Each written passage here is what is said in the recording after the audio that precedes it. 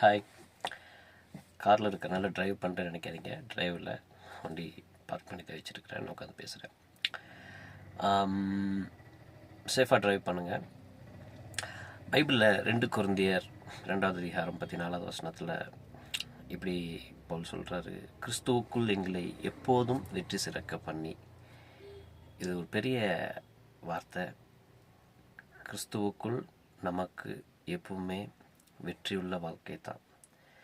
நம்ம எப்பவுமே எல்லா விதத்திலும் எல்லாவற்றிலும் வெற்றி சிறக்க பண்ணுகிற கிறிஸ்து தான் நம்மளுடைய விலைமதிக்க முடியாத ஒரு தெய்வம்.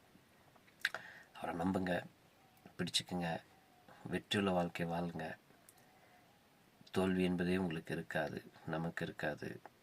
ஏன்னா கிறிஸ்து ஜெயித்தவர். தேவனால் பிறந்தவன் எவனும், தேவனால் பிறந்த எதுவும் உலகத்தை ஜெயிக்கும். நம்முடைய விசுவாசமே உலகத்தை ஜெயிக்கிற ஜெயம். ஸோ ஜெயமுள்ள வாழ்க்கையை நாம் வாழ்வோம். தேவன் யாவரையும் ஆசீர்வதிப்பார். Have a nice day. Thank you.